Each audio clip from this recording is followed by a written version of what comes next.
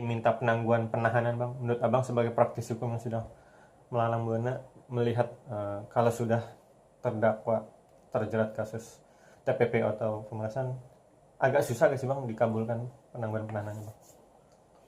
Kalau soal ditangguhan penanganannya ya tergantung majelis hakim lah, juga tergantung juga penjaminnya siapa.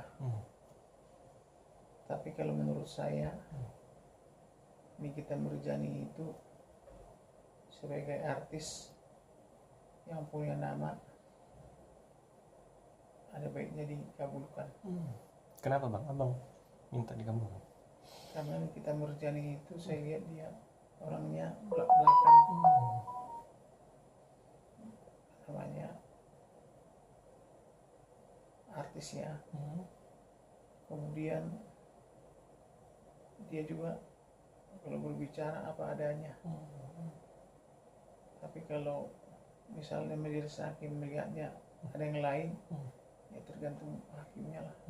Tapi kalau dengan alasan terkait rindu dengan anak-anak itu bisa jadi alasan itu untuk penangguhan penahanan, karena kan kalau penangguhan penahanan setahu saya atau sebelumnya kan harus ada misalnya sakit keras yang nggak bisa, harus ditahan, harus ke dokter, gimana tuh bang?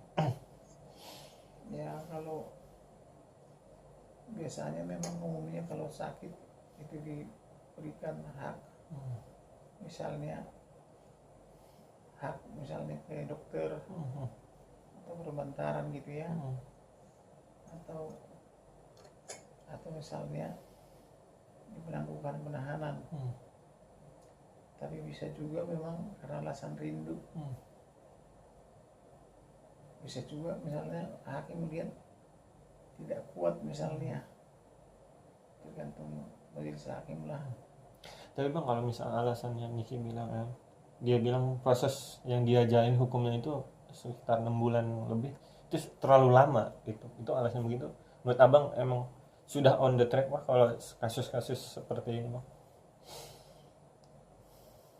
Untuk Nikita Mirzani ya, tergantung perbuatannya. Kalau perbuatannya memang ada memeras, ya tidak terlalu lama. Tapi kalau misalnya tidak terjadi yang dibilang memeras itu, untuk apa dia dipidanakan gitu? Kalau dia misalnya konsisten mempertahankan itu dan dia bebas, nanti bisa di pengadilan negeri, bisa banding kasasi, nanti bisa dia tuntut nanti polisi sama jaksanya itu pra peradilan. Terapit bang. Tapi akhirnya kan tadi bilang kalau terbukti ada pemerasan dan akhirnya dihadirkanlah saksi yaitu Melvina, saksi ibaratnya yang senasib seperti RG, yang Niki minta duit ke RG dan Melvina, dan ternyata saksi itu bilang Niki pernah meminta uang senilai 15 M tapi tidak dipenuhi oleh Melvina, dan ditawar oleh Melvina sekitar 2 M tapi tidak diterima oleh asistennya Maya karena dia bilang masa uang tutup mulut Niki senilai 2 M, akhirnya ditawar lagi 3 M tetap tidak jadi juga, dan akhirnya si Melvina pasang. Itu sudah masuk mens rea atau tidak jadi bang, karena kan belum ada tindak kejahatannya bang? Kalau tidak jadi ya tidak ada, namanya juga tidak jadi kan. Kalau terjadi baru terjadi situ mens rea-nya.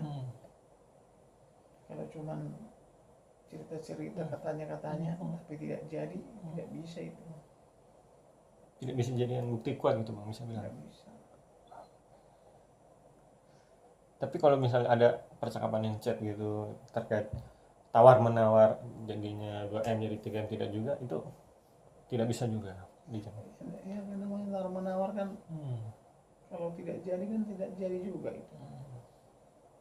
Kecuali orang menawar, misalnya ditawar misalnya 3 M, lalu 3 M itu dikasih, barulah benar. Bang, sedikit terkait saksi yang dihadirkan, itu saksi ahli pidana, saksi UIT, dan saksi ahli bahasa. Itu prosedurnya, itu saksi itu yang dihadirkan itu harus dari SOP dari majelis hakim atau dari JPU bang? karena kan Niki beranggapan saksi ahli kayaknya tidak kredibel gitu bang. Dia menganggap para saksi ahli tersebut memojokkan dia, memberatkan dia gitu bang. Saksi ahli itu benar nggak dia ahli? Kalau benar, keterangannya gimana? Misalnya benar nggak dia menguasai?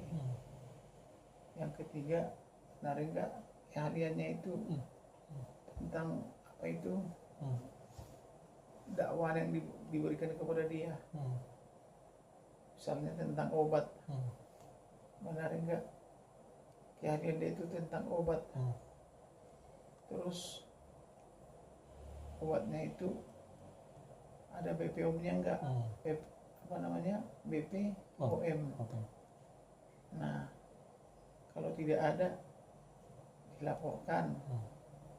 Kalau dia ahli ya. Kalau ada ya apa yang mau dilaporkan gitu kan. Tapi bang sedikit terkait Niki mengatakan saksi ahli tersebut, terutama saksi ahli UIT yang memojokkan dia, yang memberatkan dia, itu gimana bang? Bisa gak sih bang Niki berhak sebenarnya melapor, atau karena kan banyak yang bilang wah kayaknya bukan saksi ahli atau gimana gitu. Ya kalau dari keterangannya, kalau keterangannya objektif, ya bisa diterima. Tapi kalau keterangannya tidak objektif, ya tidak fokus kepada keterangan yang diberikan kepada terdakwa, atau tidak fokus kepada surat dakwaan jaksa penuntut umum, ya bisa keberatan dia.